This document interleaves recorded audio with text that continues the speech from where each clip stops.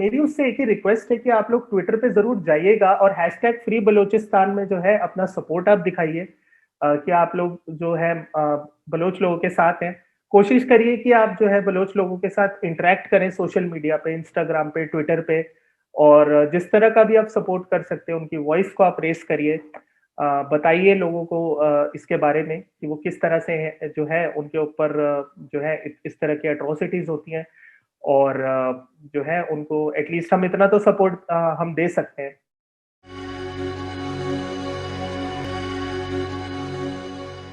बलूचिस्तान में जो एनफोर्स डिसअपेरेंसेस का प्रॉब्लम है, इसको समझने से पहले कुछ एक बातें हैं जो हम सबको जाननी चाहिए, जो कि मुझे लगा कि आप सबको मैं बताऊं। जो कि उसकी हिस्ट्री, उसकी ज्योग्राफी, वो इंडिया से कैसे कनेक्टेड है, या फिर इंडियन एस्टेब्लिशमेंट का क्या रोल रहा आज के बलूचिस्तान में, आज जो प्रॉब्लम वो फेस कर रहा है वहां तक उसे पहुंचाने में। तो इसको हम थोड़ा सा समझेंगे।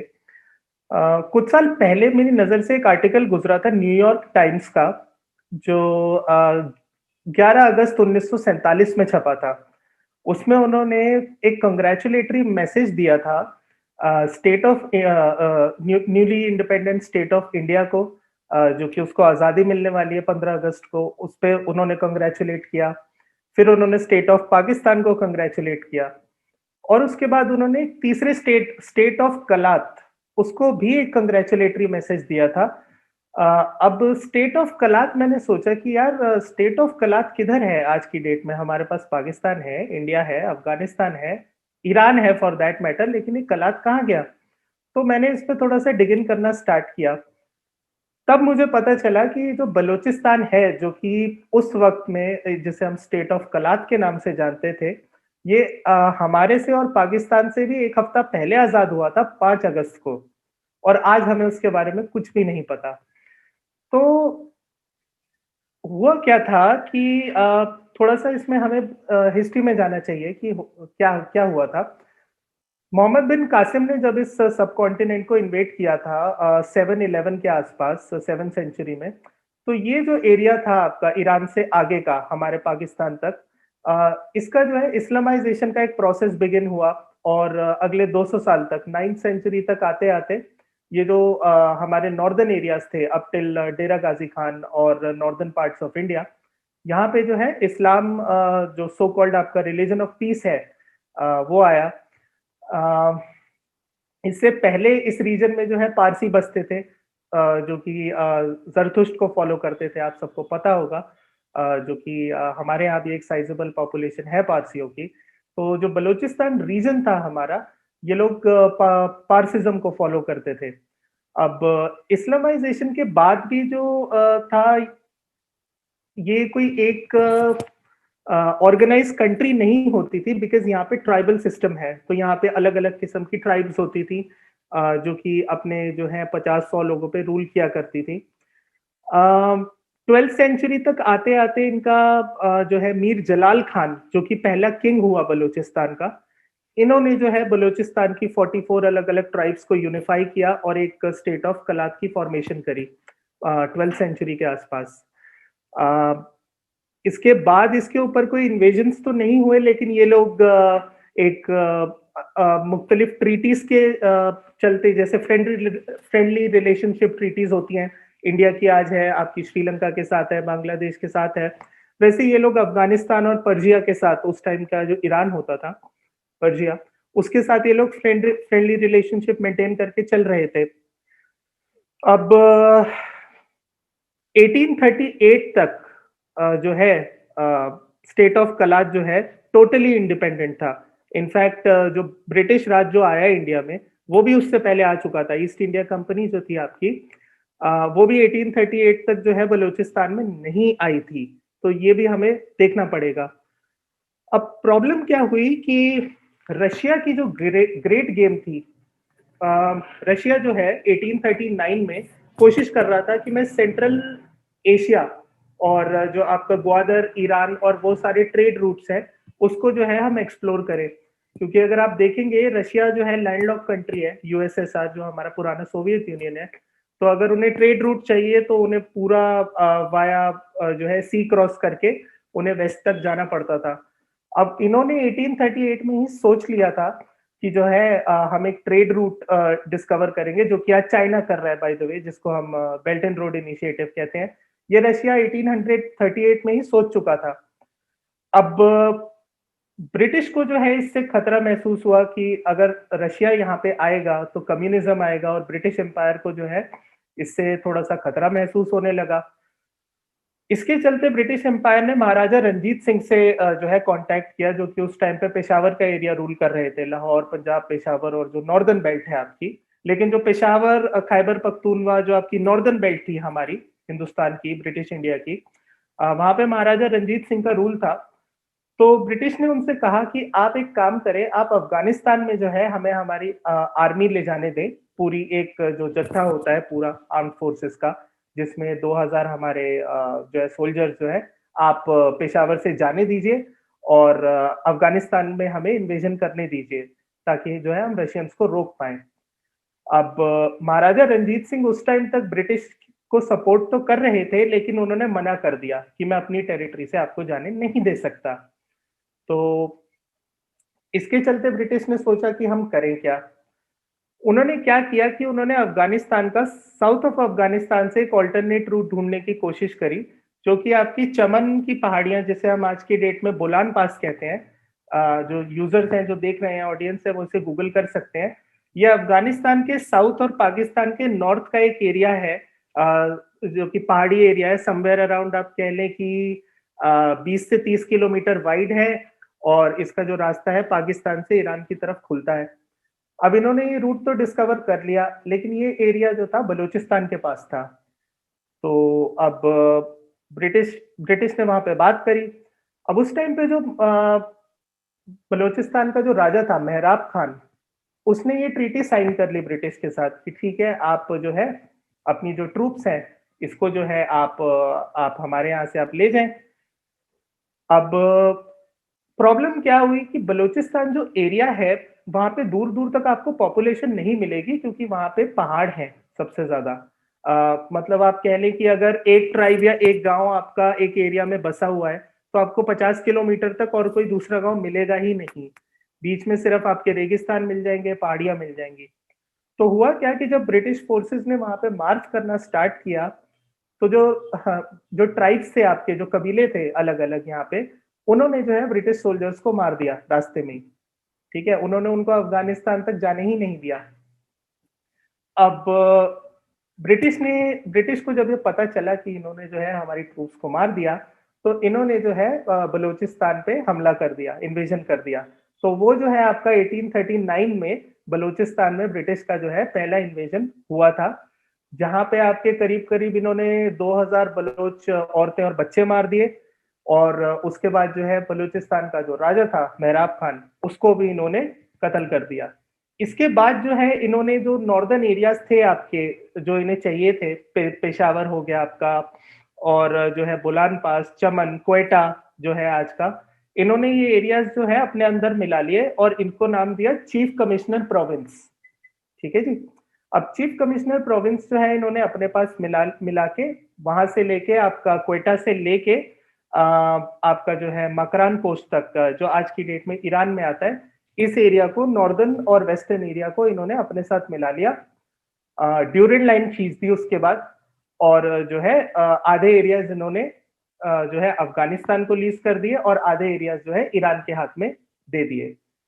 अब इससे हुआ ये कि जो बलूचिस्तान की ज्योग्राफी है, वो पूरी की पूरी इन्होंने खत्म कर दी। बेसिकली जो ग्रेटर बलूचिस्तान, जिसके लिए आज हम बात कर रहे हैं, मैं बात कर रहा हूँ, या फिर फ्री बलूचिस्तान में जो लाखों बलोच है जो उसकी बात कर रहे हैं, उनका प्रॉब्लम ये है कि बलूचिस्तान जो है उसका एक बहुत बड़ा हिस्सा अफगानिस्तान में मर्ज कर दिया इन्होंने, और एक sizeable portion, around 30% of the area जो था, वो ईरान के पास दे दिया इन्होंने। सिर्फ इसलिए कि ईरान और अफगानिस्तान जो है ब्रिटिश एम्पायर से दोस्ती करे और रशिया को आने आने से मना कर दे। अच्छा, अब ये चलता रहा, ये ट्रीटी साइन हो गई। 1876 में मेहराब खान का जो बेटा था, मीर नासिर खान 2, मीर नासिर खान 2, इसने एक और ट्रीटी साइन करी ब्रिटिश के साथ कि आप जो है जितने एरियाज आप ले चुके हैं वो आप रख लीजिए, जितना बचा है उस पर मैं रूल करूंगा। अब ब्रिटिश ने ये ट्रीटी साइन करके बलूचिस्तान को एक बार फिर से 1876 में इंडिपेंडेंस दे दी, और उन्होंने कह दिया कि जितना एरिया आपके पास बचा है, स्टेट ऑफ कलात, लसबेला, खारन और माकरान, जो कि ग्वादर का पोर्ट है जहां पे आज, इस पे आप रूल कर लीजिए, और जितना एरिया हमारे पास है वो हम रख लेते हैं। इसके बदले में उन्होंने बलूचिस्तान को इंडिपेंडेंस दे दी, और जो मीर नासिर खान था उसको जो है इन्होंने सालाना 50,000 रुपए की एक एनुअल एक रकम अदा करने की इन्होंने प्रॉमिस कर दी। अब 1876 तक भी जो है ये सब चलता रहा। बलूचिस्तान इंडिपेंडेंट हो गया एक बार अपनी टेरिटरीज खो के, but everything was fine till then. अब प्रॉब्लम जो है देखिए आती है इंडिपेंडेंस के टाइम तक, जो जो हमारा 1947 में जो हमारा इंडिपेंडेंस हुआ, यहाँ पे देखिए इनकी जो है प्रॉब्लम आनी स्टार्ट हुई। मोहम्मद अली जिन्ना, हम सब जानते हैं, father of the nation of Pakistan, कायदे आजम जो है उनका, he was a very shrewd man, बहुत चालाक आदमी था। एंड आई एम सॉरी अगर इस तरह के स्ट्रॉन्ग वर्ड्स मैं यूज कर रहा हूँ उनके लिए, बट ये जानना जरूरी है लोगों के लिए कि प्रॉब्लम एक्चुअली है क्या। 1936 तक आते आते लोगों को पता चल चुका था कि जो है इंडिया में मुस्लिम लीग आ रही है, और जो है टू नेशन थ्योरी जो है घर कर चुकी थी हम सबके दिमाग में। तो इसके चलते जो खान ऑफ कलात था, इसने क्या किया, इसने मोहम्मद अली जिन्ना को अपना लीगल एडवाइजर बना लिया। मोहम्मद अली जिन्ना एक बहुत बड़े बैरिस्टर थे, बहुत बड़े वकील थे, ब्रिटिश कोर्ट वगैरह में प्रैक्टिस करते थे, इंडिया में प्रैक्टिस करते थे, और सारे के सारे हाई प्रोफाइल केसेस, पॉलिटिशियंस और ब्रिटिश गवर्नमेंट के केसेस, इस तरह के केसेस वो लड़ते थे। प्रिंसली स्टेट्स के केसेस वो लड़ते थे, राजे महाराजे लोगों के। तो स्टेट ऑफ कलात ने क्या किया, उन्होंने मोहम्मद अली जिन्ना को हायर कर लिया अपने कॉन्स्टिट्यूशनल एडवाइजरी में, कि जो है आप हमें हमारे कॉन्स्टिट्यूशन में आप हमें एडवाइस करिएगा, और ब्रिटिश गवर्नमेंट से जो है आप हमारा केस लड़िए कि हम जो है ब्रिटिश इंडिया का पार्ट हम नहीं है, तो हमें आप जो है प्रिंसली स्टेट से दूर रखिए। अब इसके चलते हमने क्या किया, हमने नेपाल, भूटान, सिक्किम और ये जो कलात स्टेट थी बलूचिस्तान की, इसको हमने कैटेगरी बी में डाल दिया। ये हमारे बाकी 560 प्रिंसली स्टेट से जो है अलग रहे। और हुआ क्या कि स्टेट ऑफ कलात ने मोहम्मद अली जिन्ना को इतना ज्यादा पैसा दिया मुस्लिम लीग को फंड करने के लिए, in exchange of his services, जो कि वो स्टेट ऑफ कलात को दे रहे थे, ब्रिटिश गवर्नमेंट के सामने जो है उनका केस रख रहे थे। इसके बदले में मोहम्मद अली जिन्ना ने जो है खान कलात से पैसे लिए, और वही पैसा जो है मुस्लिम लीग को फंड कर रहा था इंडिया में। इसके अलावा जो मोहम्मद अली जिन्ना को जो फेवर्स दिए गए, उसके बारे में थोड़ा सा मैं आपको बता देता हूँ। मोहम्मद अली जिन्ना को उनके वजन का अराउंड 80 या 90 किलो का सोना दिया गया उनकी सर्विसेज के एक्सचेंज में। मोहम्मद अली जिन्ना की जो बहन थी फातिमा जिन्ना, उन्हें उस टाइम पे 70-80 साल पहले 1 लाख रुपए की वैल्यू का नेकलेस दिया गया as a gift. Muhammad Ali Jinnah का जो पर्सनल बॉडीगार्ड था, वो खान ऑफ कलात का जो है पर्सनल बॉडीगार्ड होता था। ये लोग बलूचिस्तान जाते थे तो इनको 21 तोपों की सलामी देके जो है इनका स्वागत किया जाता था। तो इस तरह का स्टेचर था मोहम्मद अली जिन्ना का खान कलात के पास। अब मोहम्मद अली जिन्ना ने 1936 में ही सोच लिया था कि अगर पाकिस्तान नहीं बनता, इंडियन गवर्नमेंट, इंडियन एडमिनिस्ट्रेशन जो है पाकिस्तान की डिमांड जो है नहीं मानती, तो हम जो है क्या करेंगे, हम बलूचिस्तान के पास जाएंगे और बलूचिस्तान से जो है स्ट्रगल करेंगे एक अलग मुल्क की। तो ये भी एक एंगल था जो कि बहुत सारी जगह नहीं छपा। ये कुछ एक बहुत ही फॉरेन रिसर्चर्स है आपके, उन्होंने ही एक दो जगह पे ये बात करी है, बट क्रेडिबल बात करी है। तो 1936 में ही उनके दिमाग में ये आइडिया आ चुका था कि जो है हम खान कलात की हेल्प ले लेंगे अगर मुस्लिम लीग पाकिस्तान नहीं बना पाई। तो ये उनके दिमाग में कुछ एक आइडियाज चल रहे थे। लेकिन आते आते जब इंडियन इंडिपेंडेंस आई हमारे पास, तो हुआ क्या कि लॉर्ड माउंटबेटन जो थे, उनकी खान कलात की, मोहम्मद अली जिन्ना की, ये 1947 में 4 अगस्त को एक राउंड टेबल कॉन्फ्रेंस हुई, जहां पे लॉर्ड माउंटबेटन ने अग्री कर दिया कि हम जो है स्टेट ऑफ कलात को इंडिपेंडेंस दे रहे हैं। पुरानी जितनी भी ट्रीटीज हैं ब्रिटिश के बीच में और खान कलात के बीच में, वो सब नल एंड वॉइड हो जाएंगी ट्रांसफर ऑफ पावर के बाद, और जो है स्टेट ऑफ कलात एक इंडिपेंडेंट एरिया बनेगा वापस से। चले जी, ये भी बात ठीक हो गई। 5 तारीख को जो है बलूचिस्तान इंडिपेंडेंट भी हो गया। लेकिन मोहम्मद अली जिन्ना 12 साल से खान कलात का जो है लीगल एडवाइजर था, तो उसको पता था कि बलूचिस्तान के अंदर रिसोर्सेज कितने हैं। अगर आप रिसोर्सेज की बात करेंगे तो आप कोई भी नेचुरल रिसोर्सेज ले ले, वो बलूचिस्तान के अंदर आपको मिलेगा। आप प्लेटिनम बात करें, सोना बात करें, कॉपर बात करें, silver, natural gas, uranium, aluminium. तो ये उस टाइम पे जिन्ना को पता था कि ये सारा का सारा जो है, स्पेशली गोल्ड जो कि सबसे ज्यादा निकलता है बलूचिस्तान के अंदर, ये सब हमें वहां पे मिलेगा। तो इस डिजाइन के चलते फिर उसने जो है बलूचिस्तान की इंडिपेंडेंस के बाद खान कलात पे जो है प्रेशर डालना स्टार्ट किया कि जो है आप हमारे साथ मर्ज हो जाइए, आप हमारे साथ मिलिए और हम मिलके एक मुस्लिम नेशन बनाएंगे। जो बलूचिस्तान का जो खान था उसने कहा कि आप तो अभी अभी बने हैं और हम तो हैं जो है यहाँ पे 1300 साल से मुसलमान हैं और उससे 1000 साल से हमारा कल्चर है, तो हम तो आपसे ज्यादा मुसलमान हैं, तो हम आपके साथ नहीं मिल सकते। आपको चाहिए तो आप हमारे साथ फ्रेंडली रिलेशनशिप के ट्रीटी करिए और जो है हम उसमें आपका साथ देंगे, we will be a friend to you. लेकिन होते होते हुआ क्या कि मोहम्मद अली जिन्ना जो है, अगेन जैसा मैंने कहा, वो एक चालाक आदमी था।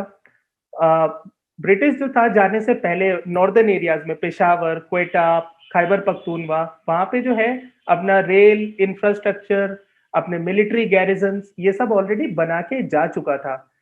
और 1947 का एक लेटर है बैरिस्टर जियाउद्दीन का, उन्होंने मोहम्मद अली जिन्ना को लिखा था इस टाइम पे बलूचिस्तान की इंडिपेंडेंस से पहले ही, कि स्ट्रेटेजिकली जो है जो नॉर्दर्न एरियाज हैं हमारे क्वेटा के जो है, ये स्ट्रेटेजिकली इंपॉर्टेंट है क्योंकि यहाँ पे डेवलपमेंट हो चुकी है ऑलरेडी, तो बाकी का बलूचिस्तान आपके लिए यूजलेस है।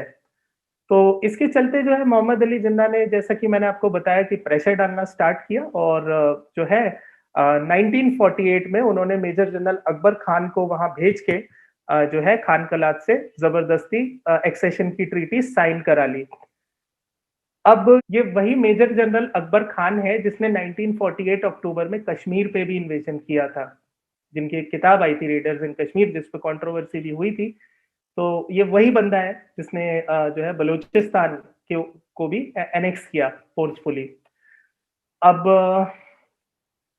ये होने के बाद बलूचिस्तान में काफी आवाजें उठी, टोटल 5 बार इन पे जो है मिलिट्री ऑपरेशंस किए गए।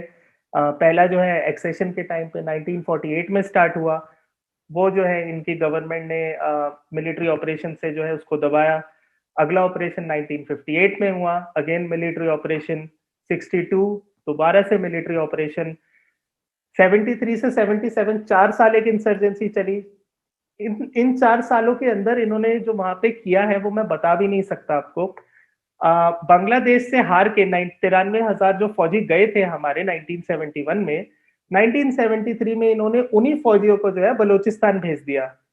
उस टाइम पे मैं आपको बता नहीं सकता, ये लोग हेलीकॉप्टर से बलोच लोगों को ऊपर से गिरा रहे थे नीचे जिंदा, इस तरह की इनकी हरकतें थी। अच्छा, ये 4 साल मिलिट्री ऑपरेशन चला। अब जो अभी का हमारा मुद्दा है, जो 5वां मिलिट्री ऑपरेशन है, ये मुशर्रफ के दौर से चल रहा है, अराउंड 2000 से, और आज तक चलता आ रहा है। तो करीब करीब आप इसे देख ले तो 20 साल हो गए। इसकी जो शुरुआत थी वो हुई थी अली असगर मंगुलजाई। 2000 में ये एक बलोच एक्टिविस्ट था, जो कि पॉलिटिकल एक्टिविस्ट था, जो कि इनके हक के लिए लड़ रहा था। इसको इन्होंने किडनैप किया, और हैरानी की बात यह है कि आज 20 साल हो गए, इसकी लाश भी नहीं मिली। ये जिंदा है मर गया किसी को पता भी नहीं है, 20 साल से ये गायब है। तो इनका जो भतीजा था नजरुल्ला बलोच, इसने एक ऑर्गेनाइजेशन बनाई, voice of Baloch missing person, वीबीएमपी।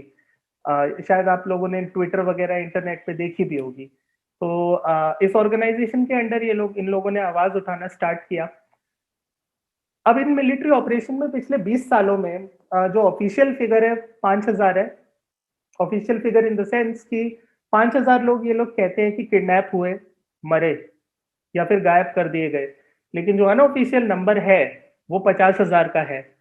अब आप सोचिए कि 50,000 बंदा एक सिविलाइजेशन, एक स्टेट में से, एक खित्ते में से आप गायब कर दें, और कोई ऐसा वैसा बंदा नहीं, जो बंदा डॉक्टर है, इंजीनियर है, स्टूडेंट है, जो कि एक क्रीम होता है किसी भी सोसाइटी का, जो कि इस तरह की पॉलिटिकल मूवमेंट को लीड कर सकता है, या फिर जो है एक कंट्री को एक बेटरमेंट की तरफ ले जा सकता है, जो इन्होंने बांग्लादेश में किया। जब ये बांग्लादेश में घुसे थे तब भी इन्होंने यही किया था, इन्होंने डॉक्टर्स, टीचर्स और स्टूडेंट्स को मारा। वही काम ये लोग बलूचिस्तान में कर रहे हैं। इनकी हालत ऐसी हो चुकी है कि लोगों को बलूचिस्तान छोड़ छोड़ के भागना पड़ रहा है अपनी जान बचा के। आज Australia, Sweden, Germany, US, Canada, अगर आप इन कंट्रीज की बात करें तो कम से कम भी नहीं तो 10 से 15 लाख बलोच जो है असाइलम लेके बैठा हुआ है, इंक्लूडिंग लंदन, जो अपने घर वापस नहीं जा सकता है। ठीक है। ये लोग इन कंट्रीज में जाते हैं वाया अफगानिस्तान, वाया ईरान, कितने कितने दिन पैदल चल के जाते हैं। कुछ इनकी खबर नहीं है कि इनकी जान को कुछ हो सकता है, लेकिन अपनी जान बचा के ये लोग भागे हुए हैं और बाहर असाइलम लेके बैठे हुए हैं किसी भी तरह से। तो एक बड़ी इंटरेस्टिंग कहानी मैं इसमें आपको सुनाना चाहता था, क्योंकि मेरा आज का एजेंडा यही था कि मैं लोगों को बताऊं कि पाकिस्तानी आर्मी और आईएसआई का असली चेहरा क्या है। तो अगर आप मुझे अलाउ करें, मैं बस 5 मिनट लूंगा इसमें, ये कहानी मैं आपको बताता चलूं। एक बंदा था हैदर बलोच, लंदन में असाइलम लेके बैठा है, इससे मेरी बात हुई थी। इसको 2011 में आईएसआई ने किडनैप किया था। ठीक है।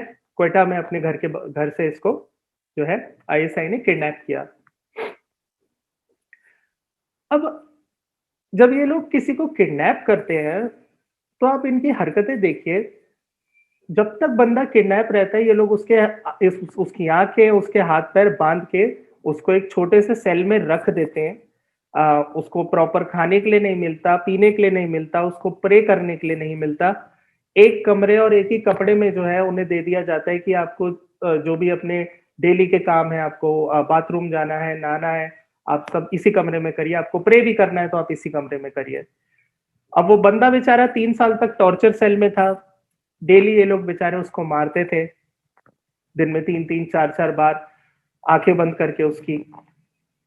तो उस बंदे ने मुझे बताया कि उसके बगल वाले सेल पे 15 साल का बच्चा था, जो कि वो अपनी आवाज से उसको फिगर आउट कर रहा था। तो एक 15-16 साल का बच्चा था।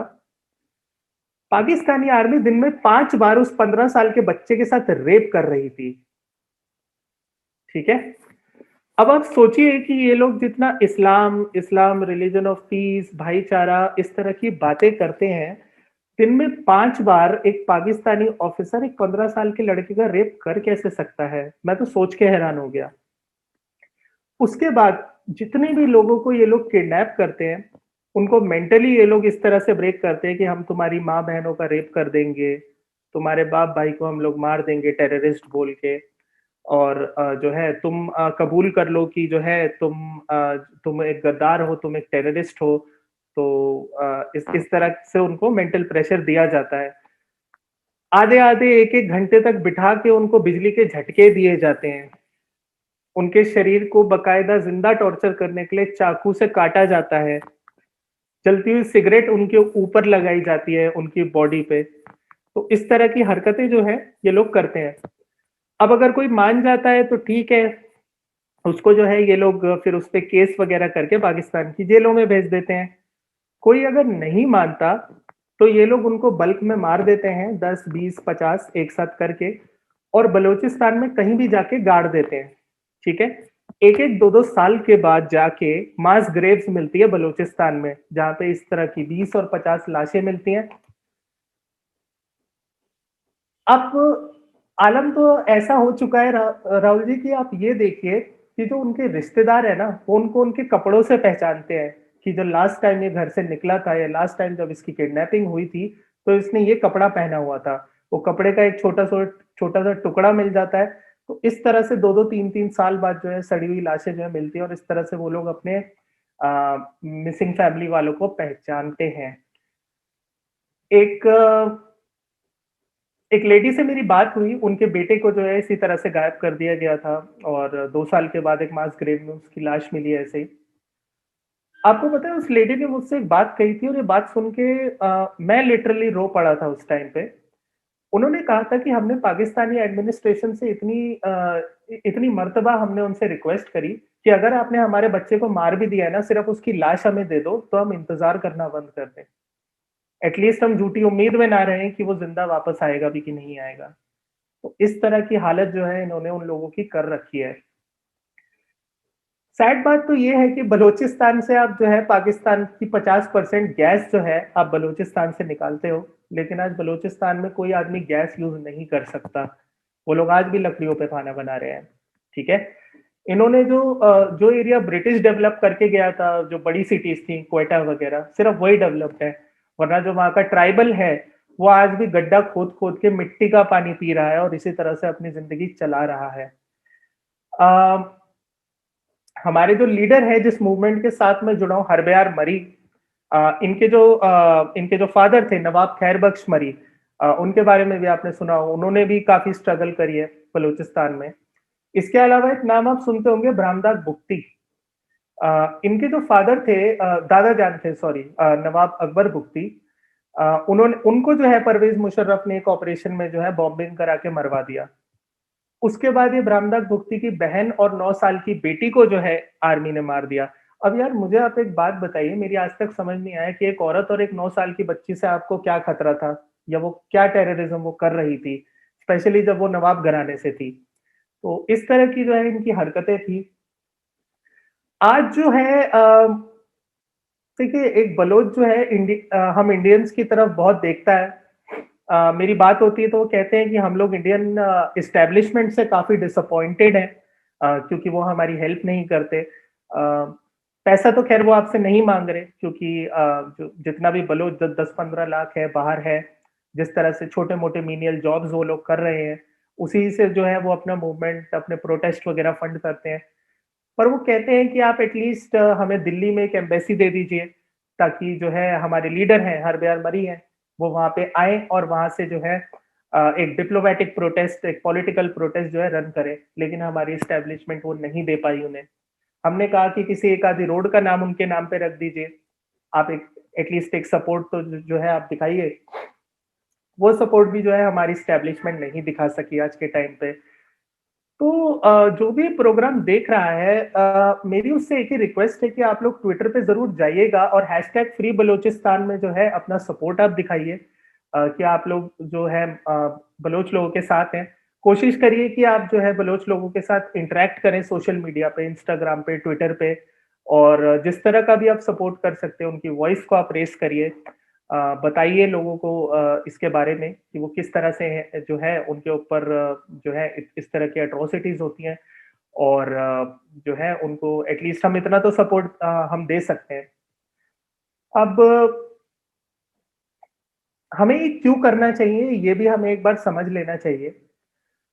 बलूचिस्तान का जो किंग था, वो 1948 में एक बार जवाहरलाल नेहरू के पास आया था कि आप जो है, आप भी हमें एक बार रिकॉग्नाइज करके हमारे साथ एक ट्रीटी साइन कर लीजिए।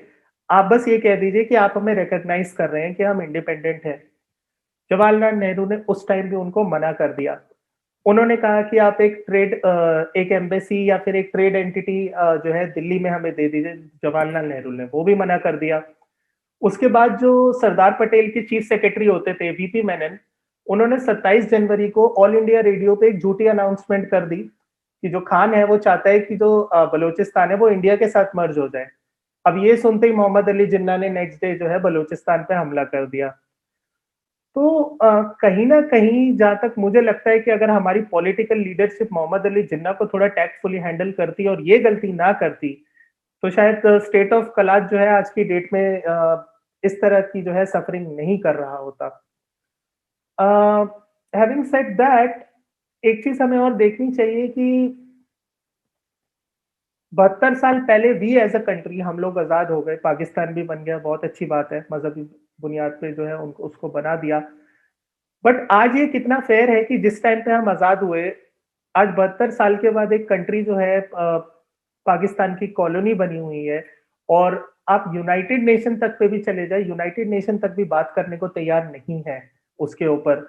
अमेरिका भी बात उस पर नहीं करता इसलिए क्योंकि उन्हें पाकिस्तान में बेसिस चाहिए होते हैं अफगानिस्तान में अपना ऑपरेशन रन करने के लिए, और ये बेसिस आपको बलूचिस्तान के अंदर ही मिलते हैं, तो अमेरिका उस पर बात नहीं कर सकता। ब्रिटिश उस पर बात नहीं कर सकता क्योंकि ब्रिटिश के बेसिस हैं पाकिस्तान में। तो फिर इन लोगों के बारे में बात कौन करेगा, और इन लोगों के साथ इनके जो हकूक हैं, इनके जो हक हैं, इन्हें कौन दिलाएगा? तो इस सेंस में वो लोग जो है इंडिया की तरफ एक पॉजिटिव होप लेके देखते हैं। 2016 में हमारे प्राइम मिनिस्टर ने रेड फोर्ट से एक स्पीच दी थी जहां पे उन्होंने सॉलिडेरिटी जो है दिखाई थी बलोच भाइयों के लिए। तो हमें जो है ये करना चाहिए। अब आप ये देखिए कि बलोच जो है बाहर असाइलम लेके बैठा है, वो तो बाहर भी नहीं है, सेफ नहीं है। करीमा बलोच का इंसिडेंट आप लोगों ने देखा, वो कनाडा से निकली अपने घर मॉर्निंग वॉक करने के लिए और उसकी लाश जो है 2 दिन बाद आपको दरिया में मिल गई। स्वीडन में इसी तरह से एक बलोच जर्नलिस्ट था जो कि इनके बारे में लिख रहा था, पाकिस्तानियों के बारे में।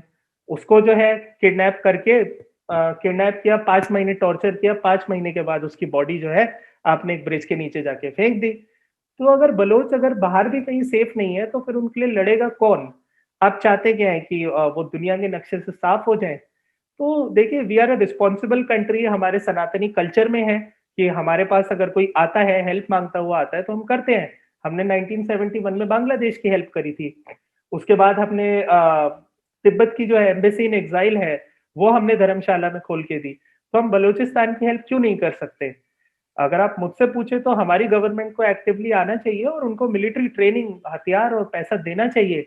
और जो है दिल्ली में वो एक एम्बेसी तो मांग रहे हैं, क्या प्रॉब्लम है? इतनी बिल्डिंग्स खाली पड़ी हैं, आप इतनी एम्बेसीज हैं, आप एक दे दीजिए, वो लोग यहाँ आके करेंगे। और उसके बाद जो है वर्ल्ड प्लेटफॉर्म्स पे जाएंगे, हार्वर्ड जाएंगे, ऑक्सफोर्ड जाएंगे, और वहां जाके जो है अपना अपना प्रोटेस्ट करेंगे।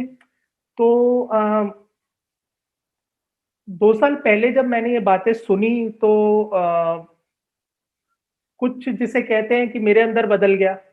इतनी जो इनके ऊपर तशद्दुद होती है, अपनी प्रॉब्लम्स तो खैर हम क्या ही गिने, लेकिन जब सोचने को मिलता है कि आपके पास साफ पीने का पानी नहीं है, आपकी जान की कोई वैल्यू नहीं है, आज आप घर से बाहर निकलो तो शायद आपको आर्मी उठा के ले जाए, आपको टॉर्चर करे, आपको जान से मार के फेंक दे। अगर इस फियर में आप डेली जी रहे हो तो फिर हमारे हमारे पास तो कोई प्रॉब्लम ही नहीं है, हम तो एक बहुत अच्छी लाइफ जी रहे हैं। तो ये जो है मेरे हिसाब से जो है हम इंडियंस को देखना चाहिए और हम जो है अपनी कैपेसिटी में जितना कर सकते हैं हमें करना चाहिए।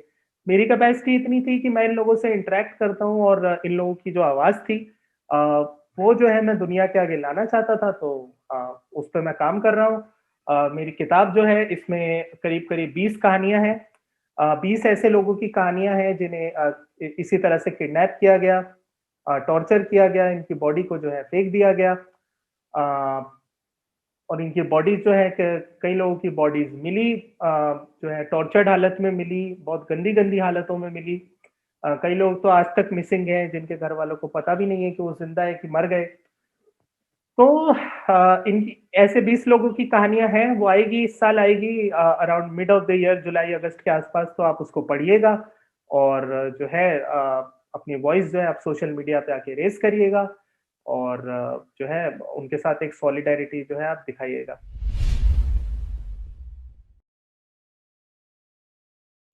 ये अब मैं कुछ ट्रू इंडोलॉजी के पुराने ट्वीट्स हम एक्चुअली संजो के रखते हैं, indictales.com चलाते हैं, उसमें कभी कभी डालते थे। अनफॉर्चुनेटली बहुत सारे पुराने ट्वीट्स वो ट्विटर ने उनका अकाउंट डिलीट कर दिया, तो इसलिए गायब हो गए। जी जी। मगर बेसिकली ट्रू इंडोलॉजी ने एक और क्वेश्चन करा था विच आई थॉट थोड़ा सा वैलिड तो है। आई मीन यस, ह्यूमैनिटी में हमें और काम करना है, मगर ये था कि 1947 में इंडिपेंडेंस के समय Hindu Sikh pogrom, massive pogrom हुए थे बलूचिस्तान में जी। उनको वहां से निकालने के लिए। तो ही वाज क्वेश्चनिंग कि हम इतनी ज्यादा सिंपैथी क्यों शो करते हैं, एंड विच वाज वैलिड। मतलब एक तरह से आप देखें वैलिड है। आज का समय अलग है और ये है, मगर basically anti Hindu, anti Sikh, everything which is not Islam. So while we may show sympathy, it is finally it is the same Islam.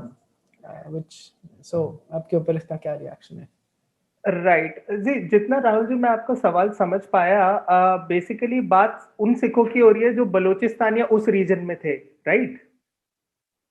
हाँ जी, हिंदू और सिख जो उधर थे जी। जी, तो देखिए पहले हम दो बातें समझ लेते हैं कि 1947 में बलूचिस्तान पाकिस्तान नहीं था, ये हो गई एक चीज। ठीक है, बलूचिस्तान जैसा मैंने आपको बताया इट वॉज एन इंडिपेंडेंट, वो हमसे भी एक हफ्ता पहले आजाद हो चुका था। बलूचिस्तान में हिंदू और सिख अब से नहीं रह रहा, ये बहुत पहले से रह रहा है। ठीक है, बलूचिस्तान के राजे महाराजाओं के मिनिस्टर जो हैं वो हिंदू और सिख होते थे। ठीक है, जैसा मैंने आपको बताया मेहराब खान पे जब पहला ब्रिटिश का अटैक हुआ था तो उनका जो फाइनेंस मिनिस्टर था वो हिंदू था, दीवान बच्चा मुल, जो कि मर गया था उस अटैक में, उसको भी मारा गया था। और बाय द वे जिसने जो है अंग्रेजों से लड़ने के लिए इस्लाम कबूल किया था लास्ट टाइम पे, क्योंकि मेहराब खान ने कहा था कि आप हिंदू माइनॉरिटी हैं और आपको मैं प्रोटेक्ट करूंगा, आप मुझे प्रोटेक्ट नहीं कर सकते। तो इसके चलते जो है उसने इस्लाम कबूल किया और वो फिर लड़ा। ठीक है, ये प्रॉब्लम बलूचिस्तान की नहीं थी, जितना भी सिख माइग्रेट वहां से हुआ है ये आपको समझना पड़ेगा कि ये उस तरफ वाले जो है पंजाब से आया है। ठीक है, बलूचिस्तान में अगर मैं आपको बताऊं आज भी सिख रहता है। ठीक है, आज भी उन्हें वहां से निकाला नहीं गया, हिंदू आज भी है वहां पे।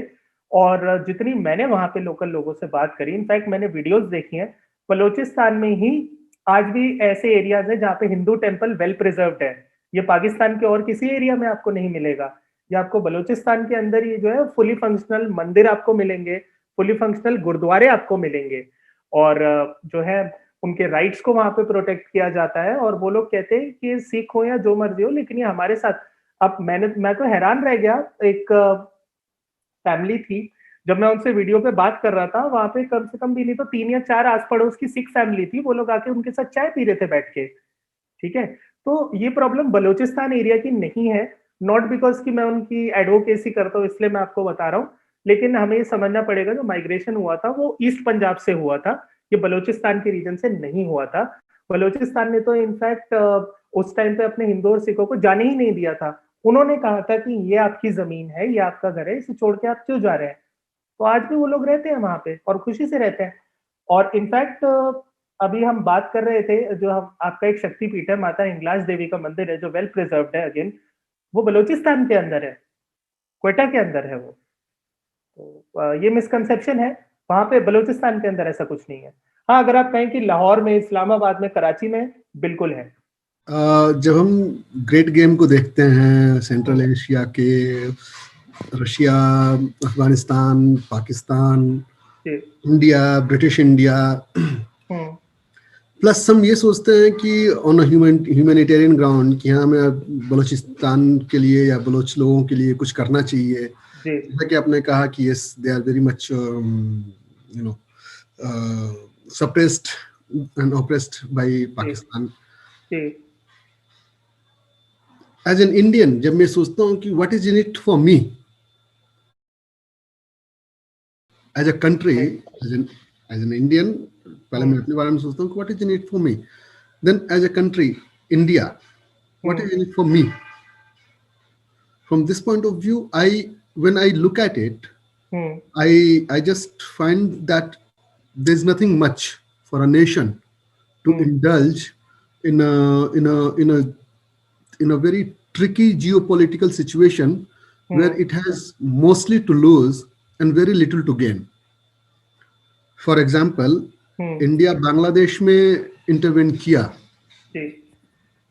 the gains are very little compared to the losses. None actually. So why should I again intervene in a place where I have nothing to gain but everything to lose? Right. इसका जो जवाब है मैं भी जो है आपके दो एस्पेक्ट्स में देना चाहूंगा, as an Indian and as a country. See, as an Indian आपको एक बात समझनी पड़ेगी कि जो हमारा कल्चर है that works more on humanitarian grounds, ये हमारे अंदर इम्बाइब्ड है। तो obviously there is nothing for you to gain personally.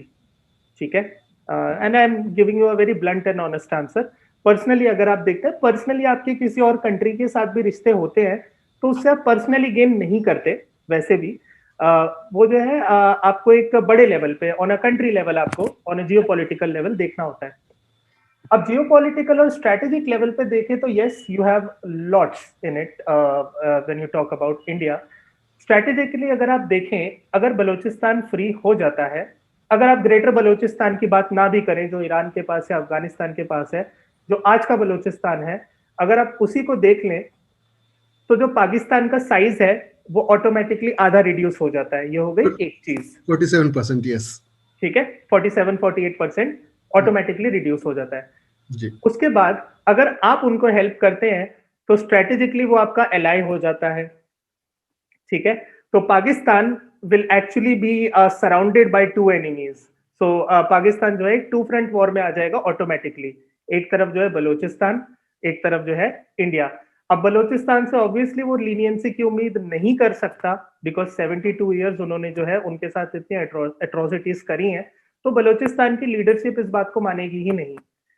तीसरी चीज, अगर आप पॉलिटिकली और स्ट्रेटेजी की बात करें तो बलूचिस्तान है is very rich in natural resources. अगर आप uranium, platinum, aluminium, copper, gold, coal, diamond, इन सब की आप बात करें तो दे आर वेरी रिच। तो जो है जैसा मैंने आपको बताया कि अगर वो 1940s के टाइम पे फातिमा जिन्ना को 1 लाख रुपए का नेकलेस गिफ्ट कर सकते थे और जिन्ना को उसकी वजन का सोना गिफ्ट कर सकते थे, मर्सिडीज दे सकते थे, तो being a financially rich province हमें ये देखना पड़ेगा कि it can be a strong ally. ठीक है, चौथी चीज अब ये देखें कि इंडियंस और सिख्स आज वहां रहते हैं, तो एक फ्रेंडली रिलेशनशिप जो है कायम हो सकता है। आप कहने को तो अफगानिस्तान के साथ आपका कुछ नहीं है, अफगानिस्तान भी आपने लूज किया, लेकिन आप दिल्ली आके देखिए 5.5 लाख अफगानी आज लाजपत नगर में बसा हुआ है और कोई किसी रेफ्यूजी की तरह नहीं रहता, एक प्रॉपर अपनी दुकान खोल के प्रॉपर बिजनेस करता है, हमारे कॉलेजेस में जाता है। तो देर is nothing wrong in having this kind of relationship. Strategically देखिए बांग्लादेश की कंपैरिजन में अगर आप बलूचिस्तान की बात करें, we will gain here, we have nothing to lose. Sir मेरा सवाल ये है कि 1971 में डायरेक्टली इंटरवीन करते समय ज्योग्राफिकल हमें एक एडवांटेज था कि बांग्लादेश प्रॉक्सिमिटी में लोकेटेड है। अब अगर हम बलूचिस्तान के मामले में देखें तो डायरेक्ट फिजिकल कनेक्टिविटी उतनी नहीं है, लेकिन क्या हम 1971 की तरह ही पहले कोवर्ट ऑपरेशन करके फिर जब मौका सही हो तब फिजिकल इंटरवीन करना ठीक होगा, या फिर शुरुआत हम ऐसे करें कि पहले आप पीओके लेते हैं और स्टेप बाय स्टेप फिर धीरे धीरे आगे जाके आप बलूचिस्तान के बारे में सोच सकते हैं डायरेक्ट इंटरवीन करने के बारे में? सी राहुल, आपका सवाल बहुत अच्छा है, बस उसमें एक छोटा सा फ्लॉ है। पीओके अगर आपने ले भी लिया लेट्स से, तो वो बलूचिस्तान के अंदर आपको डायरेक्ट एंट्री नहीं देगा बिकॉज फिर आपका जो है वो पंजाब का जो और सिंध का जो प्रोविंस है, कराची, हैदराबाद, वो सारे जो है आपके बीच में आ जाते हैं। कोविड ऑपरेशन ही एक इसका सोल्यूशन है। अगर आपको उन्हें डायरेक्ट मिलिटरीली हेल्प करना है तो सी रूट है आपका, डायरेक्ट ग्वादर का पोर्ट है और मारा का पोर्ट है, जो है आप वहां से अपना ऑपरेशन रन कर सकते हो। अफगानिस्तान का जो बॉर्डर है वो बलूचिस्तान के साथ बहुत पोरस है, वो एक स्ट्रेटेजिक लोकेशन है जहां से आप कर सकते हो, जहाँ पे by the way Baloch liberation army जो है BLA वहीं से अपने ऑपरेशन जो है रन करती है। तो अगर आप, if you ask me personally, तो the best way to actually do it is कि जो BLA है या फिर इस तरह के जो बलोच हैं, अगर आपको एक मिलिट्री ऑपरेशन की बात करनी है, रादर आई वुड से कि आप उनको इंडिया ले आओ, ठीक है, वाया अफगानिस्तान और वाया सम अदर मीन्स, और यहाँ पे आप उन्हें अपनी आर्मी के साथ ट्रेन करो और उसके बाद उन्हें रिसोर्सेज दे के वापस से फ्रंट पे भेज दो and let them fight their own war. This is how you help them. Sir मेरा एक छोटा सा क्वेश्चन है, कंसिडरिंग कि हमारे पास इतनी सिवियर इश्यूज हैं बलोच लीडरशिप में, who do we think can we trust? मतलब Maris are not really comfortable with the other tribes. All the tribal warlords are actually not comfortable with the ये जो new aspiring leadership है जिसमें doctors हैं, engineers हैं, जो उनकी common masses से आया हुआ है, तो कैन बी एक्चुअली ट्रस्ट? क्योंकि आज नहीं तो कल नहीं तो परसों आपस के किसी झगड़े में ये हमें ना मरवा दें। It's a very nice question and ऐसा लग रहा है कि you follow this issue very closely, तो थैंक्स। देखिए, ट्राइबल इश्यूज बलोचों में अभी से नहीं है, it has been there for hundreds of years since the time they have existed, ठीक है।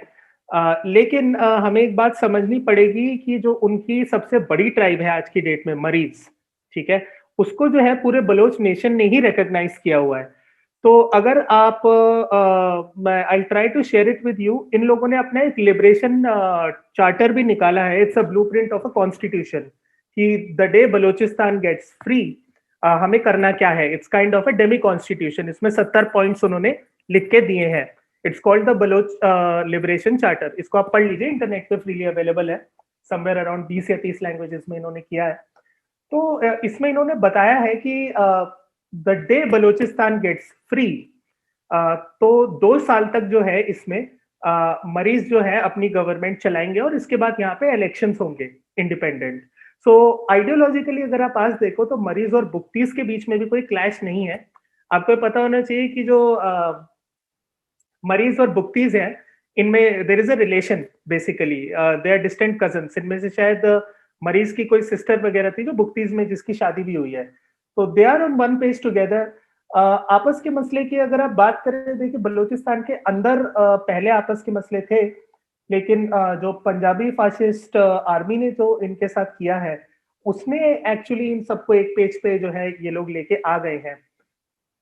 ऑन अ सेकेंड नोट, मैं आपको एक बात और बताता चलूं कि जितना रेडिकलाइज्ड अफगानिस्तान या पश्तून बेल्ट है, उतना रेडिकलाइज्ड बलूचिस्तान नहीं है। बलूचिस्तान में आपको रेडिकलाइजेशन के फुटप्रिंट्स अगर मिलते तो जो है वहां पे मंदिर और गुरुद्वारे प्रिजर्व नहीं होते इतने वेल प्रिजर्व्ड, ठीक है।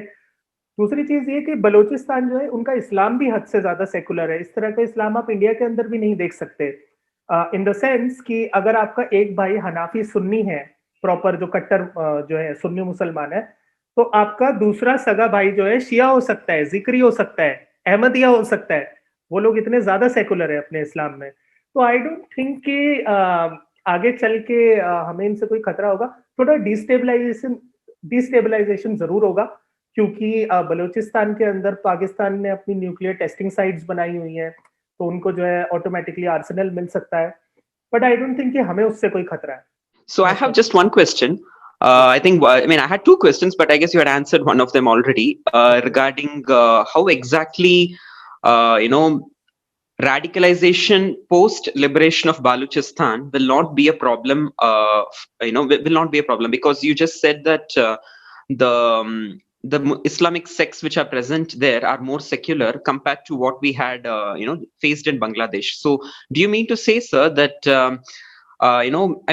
my understanding is that even though there were skirmishes before 1971 between Hindus and Muslims in Bangladesh, Hindus did occupy a very good position in Bangladesh before the liberation war, the Bangladesh liberation war.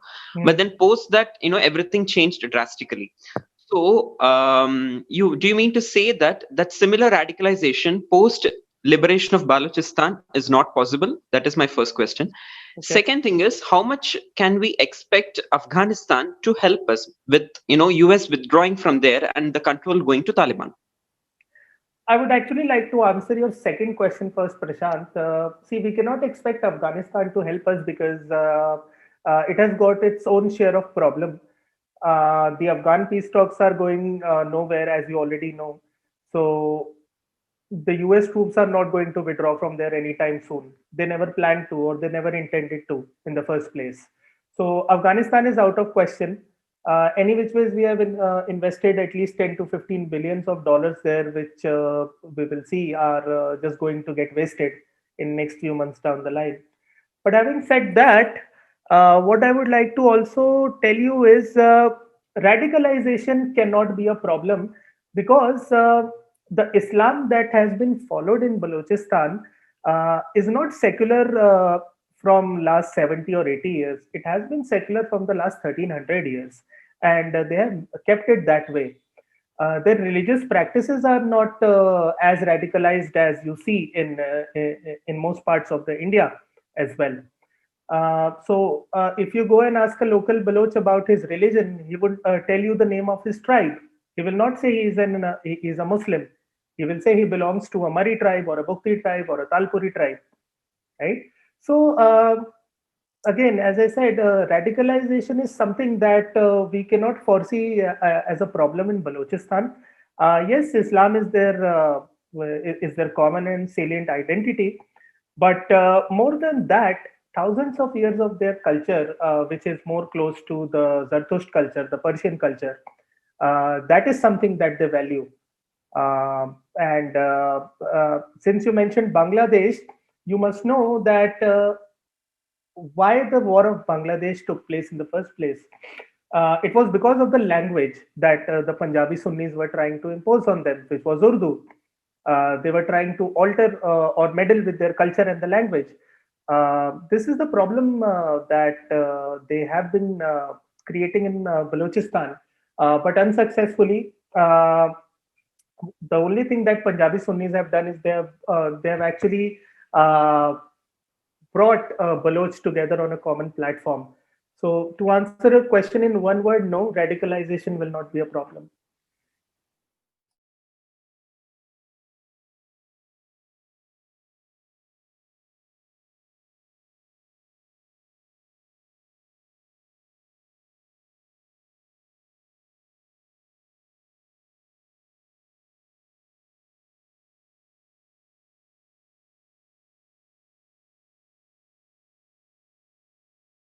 Total 5 बार इन पे जो है military operations किए गए।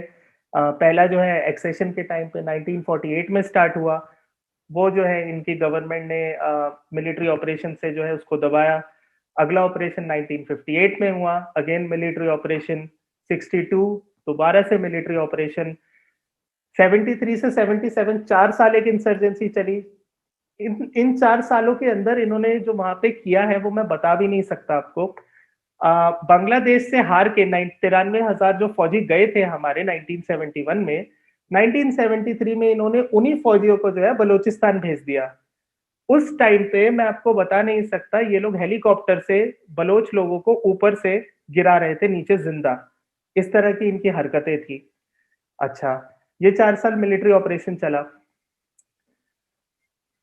अब जो अभी का हमारा मुद्दा है, जो 5वां मिलिट्री ऑपरेशन है, ये मुशर्रफ के दौर से चल रहा है, अराउंड 2000 से, और आज तक चलता आ रहा है।